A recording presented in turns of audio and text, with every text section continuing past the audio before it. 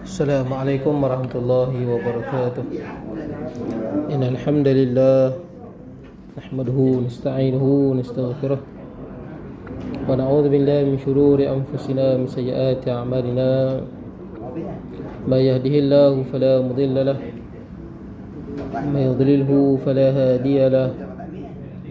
Asyhadu an la ilaha illallah wahdahu la syarika lahu وأشهد أن سيدنا ونبينا محمدا عبده ورسوله. اللهم صل وسلم وبارك على سيدنا محمد وعلى آله وأصحابه أجمعين. سبحانك لا علم لنا إلا ما علمتنا إنك أنت العليم الحكيم. رب اشرح لي صدري ويسر لي أمري واحلل عقدة من لساني يفقهوا قولي. اللهم لا سهل إلا ما جعلته سهلا وأنت تجعل الحزن والصعب إذا شئت سهلا. لا حول ولا قوة إلا بالله العلي العظيم. أما بعد. Hadirin jemaah yang dirahmati Allah, alhamdulillah pada malam ini kita dapat ini tuan-tuan semua sihat. Hello. Tuan-tuan semua sihat. Alhamdulillah. Habis dah puasa 6? Habis dah. Tak habis ni puasa 6, saya tak tahu apakah habis dah. Syawal. 2 hari. Ha? 2 hari. Jadi siapa yang masih lagi berbaki 6 tak bayarlah tuan-tuan. Ada orang dia dah hujung pun masih lagi 6, dia tak apa. Tak puasa langsung. Yang mana yang ada baki lagi 2 ke 1 boleh lah turun. Betul tak? Baik. Jadi tuan-tuan, kita tengok kitab kita ni. Kita berhenti di mana tuan-tuan? Muka surat apa? 17 habis. Muka surat baru 15 habis muka surat ni. 16. 16 ni. Baik. Jadi tengok kitab kita muka surat 16. Tajuk baru lah. Baik. Faslun, ini suatu fasal. Tajuk baru Kitab kita Sulamul Mubtadi, tangga bagi orang yang memulai belajar, karangan Syekh Daud bin Abdullah Al-Fatani rahimahullah. Baik, qala musannifu rahimahullahu ta'ala wa nafa'na bi ulumi fid darain. Kata mengarang, maka wajib bersegera pada ketika itulah mereka yang jatuh daripadanya murtad itu, ia kembali dengan bersegera kepada Islam dengan ia mengucap 2 kalimah syahadah. Mana dia orang yang jatuh pada murtad, wajib dia bersegera kembali pada Islam. Wajib. Selagi mana dia bertangguh, selagi itulah dia berdosa. Itulah. Selagi mana dia bertangguh, dia tangguh, dia tak mengucap lagi. Selagi mana dia bertangguh, selagi itulah dia dosa. Wajib dia bersegera kembali pada Islam dengan mengucap 2 kalimah syahadah. Dan serta ia meninggalkan daripada barang yang ada jatuhnya dengan dia, tinggal perkara yang menyebabkan akidah dia terbatal. Contohnya lah, kalau dia beriktikad, kita dah bincang lah sebelum ni, adanya Nabi setelah Nabi Muhammad sallallahu alaihi wasallam, ni iktikad kufur. Dan saya sebut kat tuan-tuan sebelum ni, satu golongan yang berada di Batu Kif, Seri Gombak, golongan Qadiani. Tuan-tuan kalau jumpa dia, tuan-tuan nak kata dia kafir pun tuan-tuan pening kepala tuan-tuan. Dia pakai kopiah putih, dia pakai songkok, dia pakai baju Melayu, pandai baca Quran, pandai taranum, pandai berkasidah, macam kita sebiji tuan-tuan. Macam kita. Tahlil pun buat, doa selamat pun buat. Tuan-tuan nak kata kafir macam mana? Tapi fatwa telah keluar daripada, saya ingat kebangsaan pun, mereka bukanlah daripada golongan Islam. Kalau tuan-tuan pergi di tempat mereka, di kampung Nakhoda, di Seri Gombak tu, maka ada satu signboard besar, fatwa negeri ataupun kebangsaan kot, mengatakan Qadiani bukan Islam. Jelah Qadiani bukan Islam. Kat tempat mereka letak. Tapi bila tuan-tuan tengok masuk tempat tu, tuan-tuan nak kata, ish, takkan nak kata kafir. Tok Syekh dia pakai serban besar pada kita ni. Orang perempuan ni pakai tudung tutup rapat kalau kita. Jaga hubungan lelaki perempuan. Kita nak kata lagu mana kafir dah. Tapi fatwa dah ada kafir. Mereka golongan yang kafir. Sebab itulah kita tak ambil tindakan pada mereka. Tak ambil tindakan. Bila dia dah diisytiharkan kufur, maka dia jadilah seperti mana agama-agama selain pada Islam. Agama Hindu, agama Buddha, betul tak? Maka termasuk dalam kebebasan beragama. Boleh lah. Jadi sebab itulah kita tak kacau dah mereka. Pasal mereka dah termasuk dalam satu bidang kebebasan beragama. Boleh lah. Sebab itulah Syiah di Malaysia juga, mereka juga berusaha. Ada 500 kot, tak silap saya, surat yang dihantar kepada jabatan agama ataupun jabatan wilayah persekutuan. Mereka minta keluar Islam. Mereka diisytiharkan keluar Islam. Itu bahaya tuan-tuan. Bila keluar buat surat lagu tu, maka kufur lah. Betul tak? Siapa yang buat surat kami nak keluar Islam kan? Buat surat. Jadi jatuh akidah ni. Kenapa Syiah, beberapa orang Syiah cuba buat lagu tu? Supaya apabila agama mereka sudah diiktiraf di Malaysia sebagai bukan Islam, maka jabatan agama, pihak polis, SB, betul tak? Counter teroris, maka tak boleh kacau dah mereka. Betul tak? Sebab mereka termasuk dalam kebebasan. Memang kita tak nafikan sebahagian besar Syiah itu memang terkeluar dari Islam. Kita tak nafikan. Terutama yang mengkafirkan seluruh sahabat, mengkafirkan seluruh isteri Nabi, yang menolak kata Quran yang ada sekarang tak lengkap, betul tak? Ataupun kata wahyu tersilap. Itu silap ni memang ada tuan-tuan. Di Krian ni pun ada yang dakwa wahyu tersilap. Sepatutnya turun pada Ali, turun pada Nabi SAW, Jibril silap. Pergi jauh, Krian pun ada tuan-tuan. Jadi tuan-tuan, ni akidah kufur. Sekufur-kufurnya. Kufrun jaliyun. Tapi kita tak boleh semua. Kalau tuan-tuan pergi di Yaman, ada Syiah yang kita nampak macam kita tuan-tuan. Cuma dia adalah bid'ah dia tu. Dia melebihkan Ali lebih daripada lebih sahabat yang lain. Ada orang sahabat dia bertolak. Ini ada bid'ah pada akidah dia, tapi dia tak kufur lagi. Dan memang ada Syiah yang belum kufur. Ada. Ada Syiah yang masih lagi menghormati sahabat. Ada. Ada Syiah yang tidak mengkafirkan isteri Nabi. Ada. Jadi disebabkan mereka ni ada lebih kurang, dalam kitab mereka sendiri sebut Jala'ul Uyun, pengarang mereka sebut Syiah ni pun ada 70 lebih, dan saling menyesatkan dan saling mengkafirkan. Mereka bukan satu fahaman. Tapi kalau tuan-tuan jumpa Syiah kadang dia tipu tuan-tuan. Kami ni satu akidah, satu fahaman. Mohong tuan-tuan. Ada yang imam 12, ada imam 7, macam-macam. Ada yang pertemuan antara dua Syiah di Malaysia ni pun ada. Satu aliran baru kononnya Mujaddid. Dia mai daripada Iraq, dia lari nak kena bunuh, dia buat mai di Malaysia, itu dia bertembung, tak belagami. Tak apalah tuan-tuan. Tapi saya nak bagi tahu ya tuan-tuan. Qadiani lah saya ambil contoh mudah lah. Yang ni dah memang sepakat dah. Sebab Qadiani ni dia tak tipu, dia jelas, straight dia sebut. Tuan-tuan kalau jumpa Qadiani, tuan-tuan tanya. Dia Qadiani yang kata yang memang kami etikat ada Nabi setelah Nabi Muhammad. Dia pun tak taqiyah tuan-tuan. Maksud ni dia taqiyah kan. Saat dia kata lagu ni, saat lagu ni, saat dia mohong, saat dengan kawan ni sembang lagu ni, kat kawan ni sembang lain, dia tak konsep taqiyah dia tu. Taqiyah ni maksud dia apa? Pura-pura lah tuan-tuan. Nah, pura-pura. Kita ada juga konsep taqiyah ni apabila nyawa kita diancam. Itu cerita lain, betul tak? Adalah konsep taqiyah tu. Antattaqu minhum tuqa. Adalah. Tapi kalau untuk bertaqiyah nak memperdaya ke orang bawa ajaran yang bercanggah dengan Islam, ini taqiyah yang tidak ada dalam Islam. Baik, jadi tuan-tuan, apa dia, kalau tuan-tuan sembang dengan orang Qadiani, tuan-tuan sembang dengan dia akan kata kami sama dengan hampa semua. Hampa beriman dengan Quran, kami beriman dengan Quran. Quran memang kalamullah. Hampa beriman dengan Nabi Muhammad SAW, kami juga beriman dengan Nabi Muhammad SAW. Hampa mengucap 2 kalimah syahadah, kami juga mengucap 2 kalimah syahadah. Tuan nak kata apa? Kami mengucap 2 kalimah syahadah macam hampa. Kami boleh baca Quran taranul lebih macam hampa lagi. Kami beriman semua macam hampa. Cuma kami ni mengatakan ada Nabi setelah Nabi Muhammad SAW. Dan Nabi itu adalah Mirza Ghulam Ahmad Al-Qadiani. Bukan itu saja, ada tambah satu lagi. Ada kitab terakhir selain daripada Quran. Kan Quran tu, dia pun beriman tu Quran memang daripada Allah. Tapi ada satu lagi rupanya kalamullah yang terakhir yang turun kepada Mirza Ghulam Ahmad. Dia pun takkan segan silu, takkan tipu-tipu, takkan berselindung, straight dia bercakap. Ada tuan-tuan boleh tengok dia pun punya apa? Wawancara masuk TV lagi pun. Di YouTube pun ada. Memang itulah yang dia sebut. Itulah beza kami. Kami ada Nabi, kami ada kitab lain. Maka fatwa pun dah jelas tuan-tuan. Kufur. Ini kufur. Walaupun sebab tu jangan terperdaya tuan-tuan. Jangan kita tengok zahir, kita tengok aku tengok dia baik ya. Dia ni nampak macam baik ya. Betul kot. Betul bukan kira lagu tu tuan-tuan. Nak kira orang baik, saya duduk universiti, saya jumpa orang Cina, India yang bukan Islam, lebih baik pada orang Islam, beramai tuan-tuan. Betul tak tuan-tuan? Dari segi civic dia tu, kesedaran civic dia kan.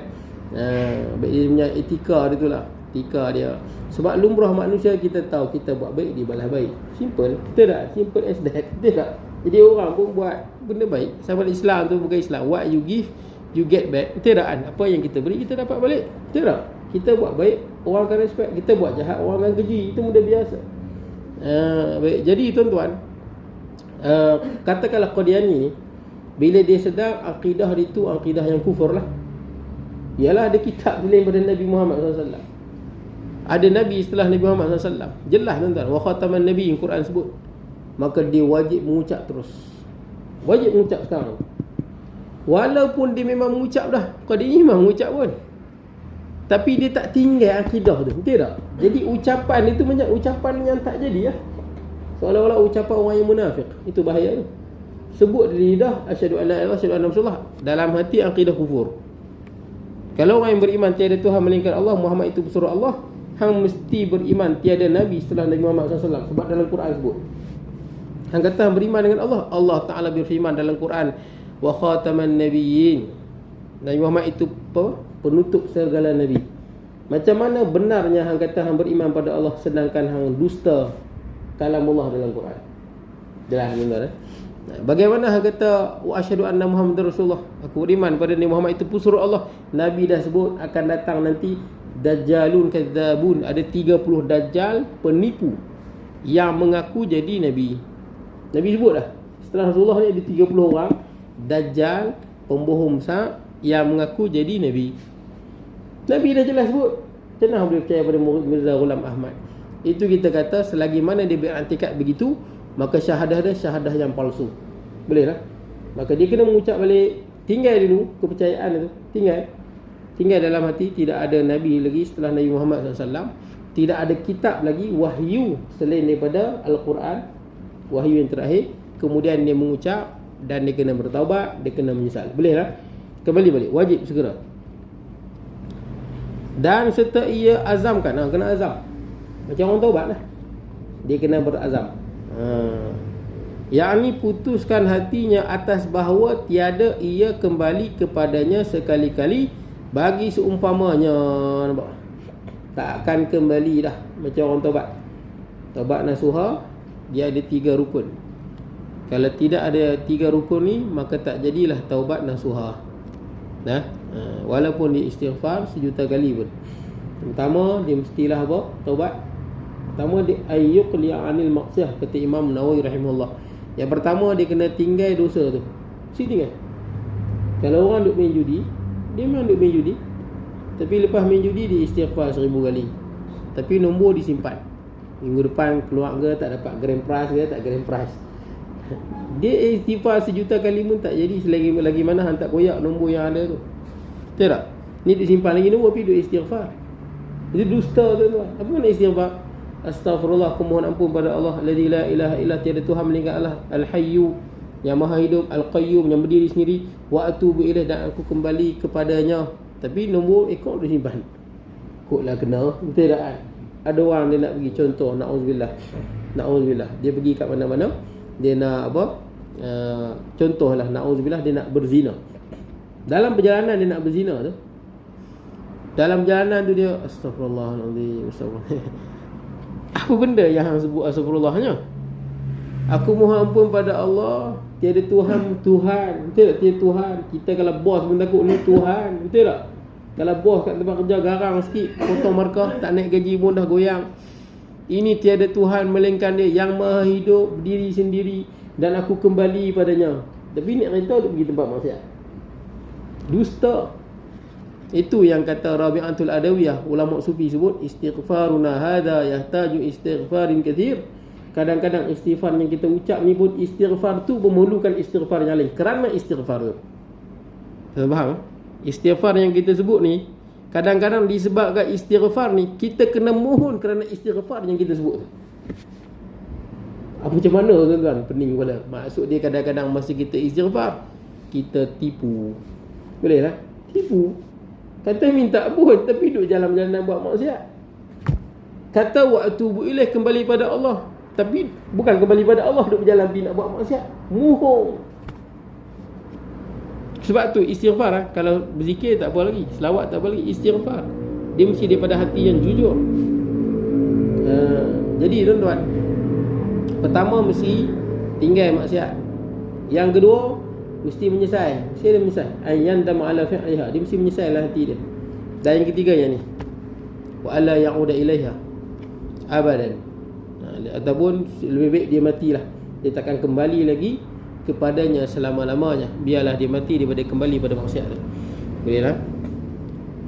Kemudian, dan qada barang yang luput daripadanya segala yang wajib syarat padanya, demikian masa itu wajib qada balik. Wajib qada puasa, wajib qada zakat yang tak bayar, wajib qada semayang, lagilah wajib. Semayang ni wajib qada tuan-tuan kalau tinggal. Jangan terpengaruh dengan ada sebahagian orang muda yang mengatakan semayang tinggal tak wajib qada. Adalah kaul tu tuan-tuan, tapi kaul tu bukan kaul yang lemah, bukan kaul yang kuat, itu kaul yang tak kuat tuan-tuan. Majoriti ulama, siapa tinggal semayang wajib dia qada sekadar mana dia mampu. Boleh tak? Sekadar mana mampu dia qada lah. Dalam masa yang sama dia boleh semayang sunat, bukan tak boleh. Boleh je nak semayang tarawih ke semayang buat, tapi semayang wajib qada. Baik, jadi tuan-tuan, semayang wajib qada, puasa juga wajib qada. Termasuklah orang yang lupa, contoh ni macam orang yang lupa bayar zakat fitrah. Kan orang lupa bayar kan? Lupa bayar. Saya dulu bayar zakat fitrah, masa tu anak dah 5. Anak 5. Saya bayar, saya tak teringat anak saya 5. Saya ingat anak saya baru 4 kot. Saya duk ingat 4. Tak ingat yang hak 5 baru dapat tu. Bila pergi bayar zakat fitrah, saya bayar 4 anak saya dengan bini saya 6. Bayar. Nak, saya ingatkan dah selesai dah tuan-tuan. Tapi nak dekat raya lagi beberapa hari tuan-tuan, saya teringat anak aku 5 bukan 4. Ingat dah 5, maksud dia 7. Saya dengan anak 7. Maka saya pergi bayar balik dah tuan-tuan. Tapi kalau ditakdirkan lupa macam mana?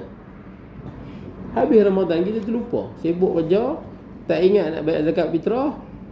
Lepas sembahyang raya, lupa bayar zakat fitrah. Dah ada hadis Nabi sebut kan, betul tak? Siapa yang tak bayar zakat fitrah, siapa yang bayar sebelum tidak diterima. Siapa yang bayar lepas sembahyang apa? Sembahyang raya. Terus sembahyang raya kat mana tuan-tuan? Sini. Lepas sembahyang raya tuan-tuan takbir ke terus khutbah? Perasan tak? Betul tu. Kalau boleh begitulah tuan-tuan. Saya sembahyang di satu masjid dalam Krian juga, mungkin ni peti silap kot. Kalau lepas sembahyang raya puasa, kita terus khutbah, tidak ada takbir, betul tak? Takbir habis dengan sembahyang raya, habis dah. Lepas sembahyang raya tidak ada lagi takbir. Allahu akbar, Allahu akbar, itu khutbah. Dia takbir kita takbir mursal sahaja. Dia bukan muqayyad. Mursal ni maksudnya tak boleh takbir bila-bila lah. Lepas sembahyang pun boleh, tapi tak disyaratkan bila-bila pun boleh. Takbir mursal ni pahala dia tidak sekuat takbir muqayyad. Takbir muqayyad ni setiap kali selepas solat, walaupun solat jenazah. Sunat takbir. Sembahyang sunat ke sembahyang apa sunat. Takbir muqayyad hanya disyariatkan pada raya haji. Dan dia ada dua, raya haji ni takbir muqayyad dan takbir musar, dua sekali. Mursal ni tuan-tuan sambil mancing ke, tuan-tuan boleh. Lepas sembahyang ke, tapi dia mursal, dia tak terikat dengan apa. Tapi kalau raya haji lepas sembahyang dituntut. Gitu. So kalau lepas raya haji, lepas habis sembahyang raya haji, ya kita akan takbir. Betul tak? Kita akan takbir sebab kita akan takbir lagi sampai asar hari tasyrik. Betul tak? Dan kalau raya puasa sepatutnya lah lepas je sembahyang raya terus khutbah, tidak ada lagi takbir. Boleh lah, terus khutbah, tidak ada lagi takbir. Satu lagi, raya haji kita takbir bukan malam raya. Betul tak? Kita raya 10 Zulhijjah. Betul tak? Raya 10 Zulhijjah. Biasanya ada orang ni maghrib tu boleh takbir. Betul tak? Bukan maghrib tu, pagi 9 Zulhijjah takbir dah. 9 Zulhijjah pagi subuh tu start takbir dah. 9 Zulhijjah subuh dah takbir, terus takbir lah. Malam tu baru malam raya. Betul tak kan? Bukan malam raya takbir, siang tu dah takbir lah. Nah, 9 Zulhijjah. Kemudian apa lagi nak beritahu tuan-tuan? Tuan-tuan, raya itu tuan-tuan terkejut ke tak terkejut lah? Terkejut. Pasal apa jadi lagu tu? Sepatutnya mana boleh silap. Sepatutnya mesti tepat. Betul tuan-tuan? Hisap. Kenapa saya kata hisap tepat? Sebab tuan-tuan bila tuan-tuan nak tengok waktu solat, tuan-tuan bukan tengok dah. Betul tak? Tuan-tuan tak tengok lah. Tengok jamnya. Jam tu hisap. Saya tanya tuan-tuan, Zuhur bila tuan-tuan? Zuhur bila? 1.17. Zuhur bukan 1.17. Zuhur tergincak matahari. Tuan-tuan tengok betapa powernya hisap tu, kita tak sebut dah. Asap bila tuan asap? Okay, asap pukul 4.40 apa? Okey, Ustaz pukul asap pukul 4.42. Asap bukan 4.42. Asap bila bayang lebih panjang daripada benda tu. Betul tak kan? Tuan-tuan betul tengok bayang dia. Nah, kalau bayang kemudian kita suka lah, okey, bayang ni sini. Oh, panjang sikit dah pada dia kan. Masuklah asap. Maghrib bila? Okey Ustaz, Maghrib 7.27. Betul tak kan? Bukan 7.27. Maghrib adalah bila terbenamnya segala matahari. Isyak bila isyak? Kita tak sembang lah isyak, kita tengok jam. Isyak pukul 8 berapa? Ini semua hisap. Tepat, boleh dikatakan 99.9. Memang tepat. Betul tak? Memang tepat dah. 8.43. Padahal isyak bukan hilang syapak merah. Tuan-tuan tengok kat tempat matahari terbenam. Tuan-tuan tengok sekarang ni, dia akan ada warna merah-merah tu kan. Itu namanya syapak ahmar, syapak merah. Selagi mana ada merah tu, selagi tu maghrib masih ada. Bila hilang yang merah tu, maka masuklah isyak. Subuh bila subuh? Pukul 5.51. Betul tak kan? Itu jawapan kita. Bila subuh 5.51, bukan 5.51. Apabila terbitnya fajar sadiq. Fajar ada dua. Satu kazib, nipu. Satu yang sadiq, benar. Fajar nipu ni lagu mana? Tuan-tuan tengok dekat belah matahari nak terbit, ada satu cahaya warna putih daripada kaki langit, dia memanjang ke tengah langit macam ekor serigala. Warna putih. Itu belum masuk subuh. Boleh tak? Fajar sadiq macam mana? Tuan-tuan tengok dekat di tempat matahari nak naik, dia ada macam cahaya yang mencapah begitu. Boleh tak? Dia mencapah. Ada je cahaya tu, maka dia masuk subuh. Habis tu kenapa kita boleh silap tuan-tuan? Agak macam apa? Dia lagu ni sepatutnya tepat, tapi disebabkan negara kita telah ubah hisap, kita guna kiraan. Dia nak kira hisap begini, anak bulan tu ada ke tak ada di situ, berapa darjah dia naik dan berapa darjah matahari. Sebab anak bulan takkan nampak tanpa matahari. Sebab bulan dia tak ada cahaya, tuan-tuan tahu kan. Dia mesti ni matahari kena ke bulan, bulan dia memantulkan cahaya, dan dia tak ada cahaya dia. Jadi kita kira lah antara darjah bulan dengan matahari. Kita nak tahu nampak tak nampak. Jadi kalau siapa ada kalender lama, raya hari Isnin, pasal tak? Siapa yang ada kalender lama? Dia ada kalender, dua kalender tuan. Siapa yang guna kalender lama, tak guna hisap baru, raya memang Isnin. Puasa hari Sabtu.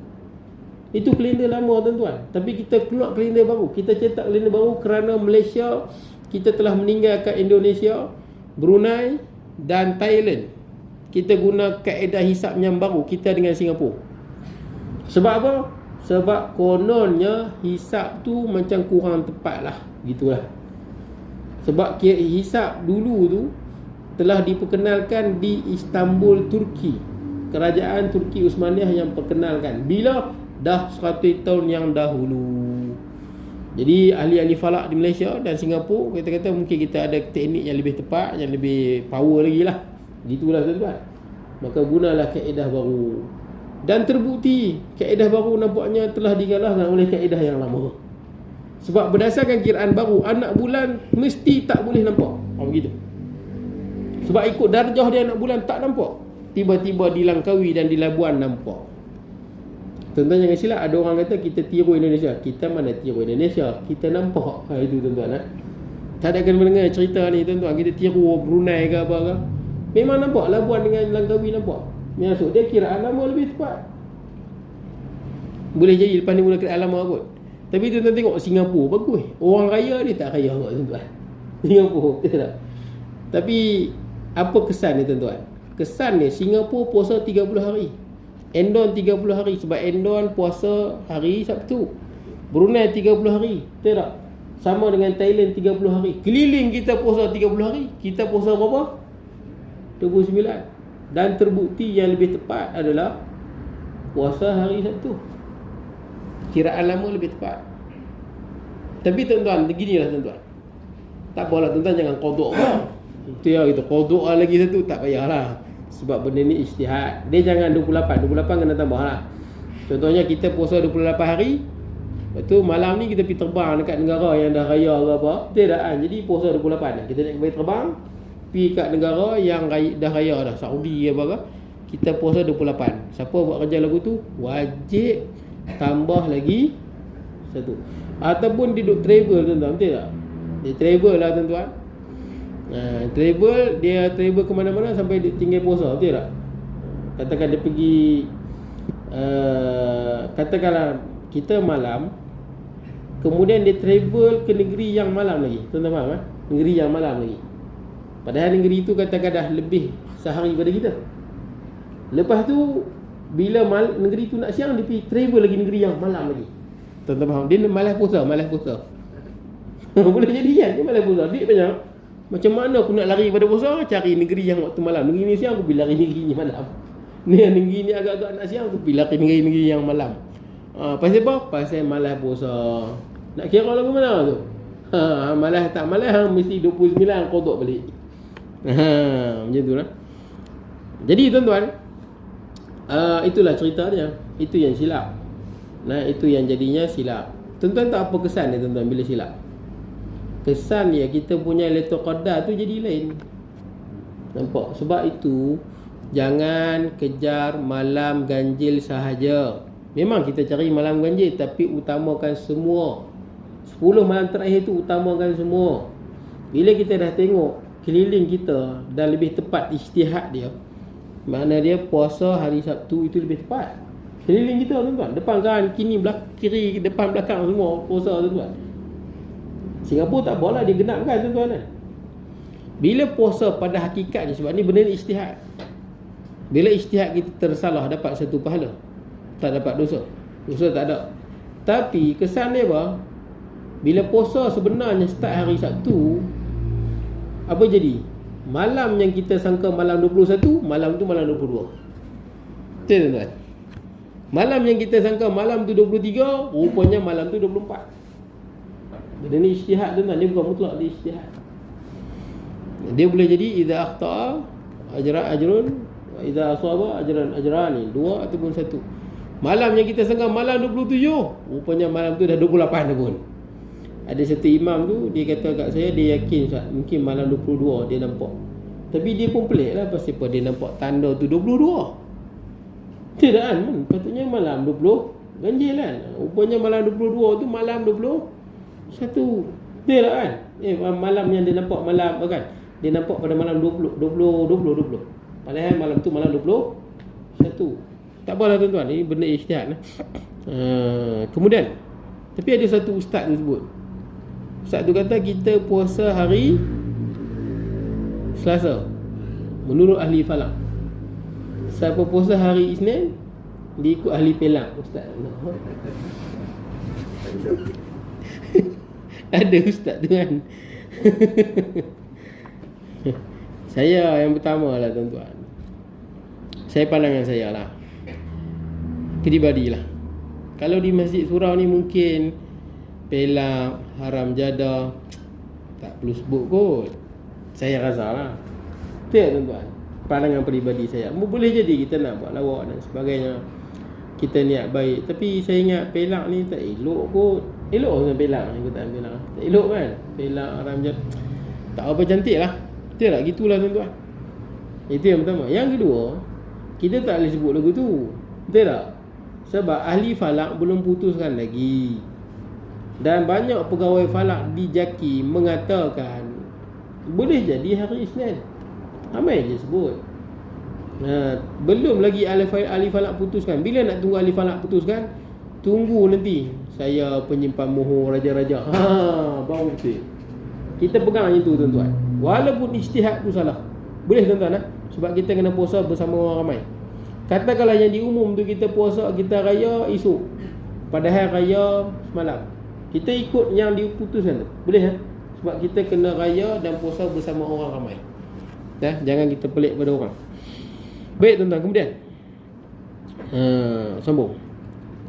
Maka jika tiada ia taubat dan disuruh ia taubat, kalau dia tak mau taubat lah, kita selalu sebut taubat.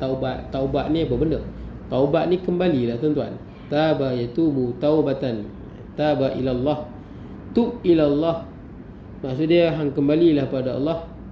Dia sebut kata taubat tu, aku taubat lah. Maksud dia aku taubat, aku dah kembali pada Allah. Itu maksud taubat. Nak rujuk ilallah wa rahmatih, kembali pada Allah dan rahmatnya. Jadi kalau dia tak mau taubat, dia Islam, kemudian dia keluar Islam, kita kena suruh dia taubat. Suruh dia taubat. Dan tiada diterimanya daripadanya melainkan Islam atau dibunuh. Tu dia tuan-tuan. Kena sebutlah. Kalau kita dah suruh taubat pujuk, bukanlah kita suruh taubat dan kita jumpa dia, hang taubat dia buat tak tahu. Taubat dia buat tak tahu. Dia suruh taubat buat tak tahu. Potong kepala. Bukan macam tu. Maksud suruh ni apa?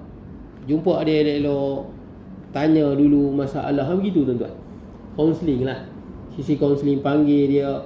Kalau dia keluar Islam pasal dia susah, beri bantuan pada dia. Betul tak? Kemudian jumpa ustaz yang hebat-hebat sikit ke, pakai psikologi, jumpa dia, pujuk dia balik. Betul tak? Pujuk dia dulu. Takut dia ada masalah lain. Betul tak? Bukan kira nak bunuh ya. Tahu bunuh. Sembang dulu dengan dia, kaunseling dulu. Kalau dah buat cara baik pun tak jalan, betul tak? Barulah buat cara tegas sikit, penjara dulu ke, betul tak? Penjara dulu ke, takzir sebat dulu ke. Dia tak mau juga. Tak mau. Saya ingat kalau dah buat tu dia kembali balik, betul tak? Biasanya lah. Kalau normal lah. Tapi kalau dia tak mau juga, dah lah pujuk, dah bagi harta, dah lengkap, dia tetap tak mau. Ini memang betul-betul kehak lah kita kata tuan-tuan. Keras kepala lah tuan-tuan. Dia kufur keras kepala. Sebab tu kita tak sama dengan ISIS, golongan yang sesat tu tuan-tuan. Kenapa dia boleh jadi sesat? Pasal dia punya kerja nak bunuh orang. Betul tak kan? Bukan boleh silap sikit. Kerja nak bunuh orang, pi bom kelab malam. Ni mana ada ajaran Islam pi bom kelab malam? Sebab tu saya kadang-kadang saya tengok golongan ISIS ni, saya tak yakin ni orang Islam. Tentulah tuan-tuan. Sebab benda yang dia buat tu buruk pada Islam. Tuan-tuan perasan tak? Hampir bunuh orang, hampir sembelih orang depan kamera. Ini semua benda yang memburukkan Islam, bukan bagi benda baik pada Islam. Sampai saya duk fikir, saya tak rasa dia pun Islam. Kalau Islam ni pun sesat-sesatnya. Tak ada dalam Islam yang kerja bunuh orang sesuka hati tuan-tuan. Ataupun memberontak sesuka hati. Segala tindakan yang merugikan Islam dan umat dia tidak ada dalam Islam. Kalau orang bertindak atas nama Islam, bukan dia, silap. Jadi tuan-tuan, bila dia dah tak mau dah kita pujuk pun tak mau, dah kita cuba sedaya mungkin dia tak mau, barulah dibunuh. Macam mana bunuh tu tuan-tuan? Bunuh dia adalah dengan cara macam mana Islam bunuh tuan-tuan? Cikgu? Dia akan syahid lah cikgu. Mesti ada bersama dengan kita kan? Cikgu mesti ada bersama kita. Kita pancung, betul tak? Tapi orang akan kata kejam lah pancung betul tak? Pancung ada banyak cara bunuh. Pancung, gantung yang paling famous lah sekarang ni, gantung. Kalau di China tembak dekat tu pakai AK-47. Kalau pakai M16 tak apa, peluru dia kecil, 4 point berapa peluru dia, 4.6. Tembak dia tembus. Ataupun pakai polis punya tu, polis pakai dia tembak penjenayah tu, HK tu kan, tepat tu yang tu. Tak apa yang tu, peluru dia kecil-kecil. Tapi kalau pakai AK-47, peluru dia 5 point berapa besar. Memang kalau tepat sini, memang terkelok otak wajib terkelok. Dia akan duduk, dia tembak ke belakang. Tuan-tuan tengok di China. Antara yang dia bunuh adalah orang yang rasuah. Rasuah memang bukan tembak. Sebab tu China nak naik. Mana-mana negara tuan-tuan kalau nak naik ni rasuah memang kena benteras. Itu je. Okay tuan-tuan. Tak ada negara yang maju di dunia ni rasuah banyak, tak ada. Kalau rasuah banyak ni tuan-tuan memang lingkup negara. Itu ya. Itu yang kadang-kadang kita sedih lah negara umat Islam ni. Termasuklah Malaysia. Kadang-kadang kita indik rasuah kita ni agak membimbangkan tuan-tuan. Dia dah agak membimbangkan. Tak kira lah siapa-siapa pun. Kita orang kerajaan ke bukan kerajaan ke, rasuah ni benda yang agak membimbangkan. Merungsingkan kita lah tuan-tuan. Itu bila rasuah, senjata boleh dapat sudut masuk, dadah boleh sudut masuk. Tidak. Kita dapat tangkap tukang-tukang dadah bawah, tapi yang tukang-tukang atas kita tak dapat. Itu agak benda yang menduka citakan lah. Tak tahulah lagu mana kan. Kita pun agak pelik lah macam mana benda tu boleh berlaku tuan-tuan. Agak pelik lah. Atau saya pernah tanya orang yang jaga sepadan lah. Memanglah kita ada anjing yang mengesan apa dadah ke benda kan. Tapi orang-orang yang seluduk ni pun bukan tak cerdik pun cerdik. Anjing yang kita latih tu yang hebat boleh kesan apa dadah kan. Kesan dadah tu. Kesan dadah ke senjata api ke apa ke. Orang-orang yang sudut benda-benda yang haram ni, mereka bubuh ayat kencing rimau. Ayat kencing rimau. Anjing German Shepherd ke, sekali dia bau ayat kencing rimau, lari tuan-tuan. Walaupun German Shepherd bakar mahal ganas tu, Rottweiler ke benda bakar tuan-tuan. Takut. Sekali dihidu tobat dia tak bila. Yalah Raja Rimba tuan-tuan. Jadi tuan-tuan nak cerita, saya pernah tanyalah, sampai dia pernah sebut kadang-kadang ada lori yang sebut nama dia ni hebat, kita pun tak tahan lepas. Macam mana kalau ada dadah, senjata api kan, ancaman pada negara. Dia pun melengung lah, dia pun tak tahu nak cakap apa.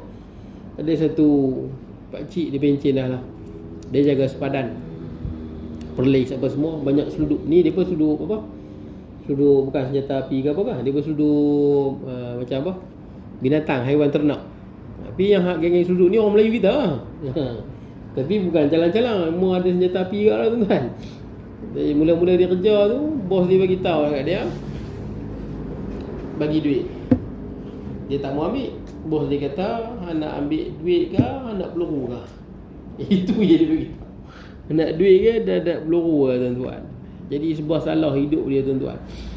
Saya tak tahulah, saya harap benda tu makin baik lah tuan-tuan. Betul tak? Harap. Begitulah harapan. Kita tak tahu bagaimana perubahan seterusnya. Harap makin lama makin baik lah. Tapi kalau negara itu ada rasuah, memang susah tuan-tuan. Betul tak? Susahnya. Bagi saya apa yang Cina buat tu bagus sangat lah. Tembak lah senang tuan-tuan. Boleh tak kita tembak orang yang rasuah? Isu dalam Islam tak ada orang rasuah hukum dia tembak. Macam mana tu tuan-tuan? Sama dengan orang yang dah. Mana ada hukum bunuh. Tapi dah jadi ketetapan orang yang dah hukum dia bunuh. Ya, ketetapan. Dan fatwa pada tahun 1982, saya pun tak ada lagi, tahun 1982 fatwa ulama bincang 5 hari di Arab Saudi. Boleh tak bunuh orang yang dah? 5 hari bincang, keputusan muktamad orang yang dah boleh bunuh. Dan di Malaysia kebanyakannya orang yang digantung memang yang dah. Kebanyakannya memang boleh gantung. Pasal apa tuan-tuan? Pasal termasuk dalam wayas'auna fil ardi fasadah. Orang yang dah ni adalah orang yang berjalan atas muka bumi buat jahanam bumi, buat rosak. Tuan-tuan tengok orang isap dadah, dia bunuh anak dia bunuh bini dia bunuh mak dia tetap. Nampak tak? Isap dadah rosak masyarakat. Jadi tokan-tokan dadah ni kalau kena tangkap memang patut dibunuh. Itu fatwa. Kalau rasuah susah juga tu. Betul tak? Mungkin perlu pada fatwa lah. Kalau rasuah sampai merosak muka bumi ni tuan-tuan, mungkin boleh ikut tembak dengan ekor putih ni pun. Saya tak pasti lah tuan-tuan. Tapi yang Cina buat tu jadi sungguh. Tu Cina, negara Cina naik dan sangat hebat lah. Kita akuilah hebat lah. Sangat maju, kuasa ekonomi nombor 2 dunia. Tak apa tuan-tuan. Jadi bunuh ni tuan-tuan, lagi satu yang paling mudah dia apa, injek tuan-tuan, injek. Dia cucuk dengan apa? Pertama dia bagi tidur. Dia cucuk tuan-tuan tidur. Macam kita hospital kan, cucuk bius bagi tidur. Lepas tu dia masuk satu racun yang sangat kuat. Benda asid apa, macam bahan oksida yang kuat lah tuan-tuan. Racun yang kuat dia masukkan, bahan kimia yang kuat dia masuk, dan tuan-tuan akan mati dalam beberapa saat lah. Kebanyakannya itulah orang pilih cara tu. Ada yang cara yang kejam, contohnya kerusi elektrik. Yang ni kejam lah tuan-tuan, terkeluar biji tahu kena. Ini cara ni saya ingat tak ada lah. Tak ada dah. Di bawah elektrik, tangan, kepala dibubuh tuan-tuan. Kursi elektrik tak boleh lah. Dan dalam Islam pancung. Dan memang pancung lah sebenarnya kita nampak macam teruk. Tapi pancung lah lebih manusiawi lah tuan-tuan. Lebih kesian pada orang. Sebab pancung memanglah putih kepala dia. Sebab kita tahu kenapa potong kepala tuan-tuan. Sebab bila kita pancung, otak ni yang tak bersihkan sakit. Kita tahu kan. Sebab tu kita tuan-tuan bila mabuk, kita mana rasa sakit. Betul tak? Kita masuk hospital kan, kita kena bius. Bius tu dia sekat di otak kita tu. Supaya apa? Supaya jangan rasa sakit. Tuan-tuan pernah rasa gatal tak? Bila tuan-tuan gatal, tuan-tuan buat apa? Tuan-tuan garu. Garu tak menghilangkan gatal. Garu, kita hanya mengalihkan otak kita daripada rasa gatal kepada rasa garu tu. Tuan-tuan boleh kan? Itu sebenarnya kita treat otak kita. Sama tuan-tuan makan ubat tahan sakit, dia treat otak tuan-tuan ni supaya dia tak dapat taksir sakit yang berada di tempat tu. Jadi bila dah potong kepala tuan-tuan, sakit di badan tak ada lah. Nak rasa sakit kat tengkuk lekuk, nak hilang lah tuan-tuan kesedaran tu bila dia dah potong kepala. Tak apalah tuan-tuan, ala kulihal dibunuh lah. Nah, hukum dia dibunuh. Inilah pegangan majoriti ulama Islam. Cumanya tuan-tuan, ada satu isu lah. Tak kekejam Islam apabila orang keluar Islam kena bunuh. Tak ada pula lah ajaran lain keluar kena bunuh. Ada sebenarnya, ada lah ajaran lain keluar bunuh. Bukan tak ada. Tapi dalam Islam je lah kita akui. Nabi SAW bersabda, man baddala dinuhu faqtuluh. Siapa yang tukar agama dia bunuh. 841 dah isyak belum ni? Dah belum? Oh, dia tunggu dia bunyi. Jadi tuan-tuan, tak kejam ke? Ini jadi persoalan. Inilah yang menjadi persoalan di kalangan orang muka Islam. Pasal apa jadi lagu tu? Nabi bersabda, man baddala dinuhu faqtuluh. Siapa tukar agama dia bunuh. Dalam Quran kata la ikrah fid din, tidak ada paksaan dalam beragama. Pasal apa kena bunuh? Bukankah itu memaksa? Kamu jangan pula bunuh. Pula bunuh. Macam mana nak jawab tuan-tuan? Macam mana nak jawab? Kalau orang kata kenapa dia bunuh? Susah nak jawab. Jadi kita berhenti di sini, tuan-tuan fikir dia begini tuan-tuan. Kita ada satu konsep nama treason. Treason ni maksud dia orang yang berpaling khianat pada negara lah. Pembelot. Pembelot hukum dia apa? Tuan-tuan tanyalah seluruh negara ni, orang yang belot dengan negara ni hukum dia apa?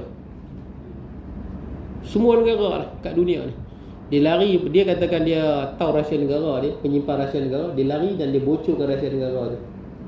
Ataupun dia lari, dia bocorkan kekuatan tentera dia, ataupun dia bocorkan kelemahan negara dia.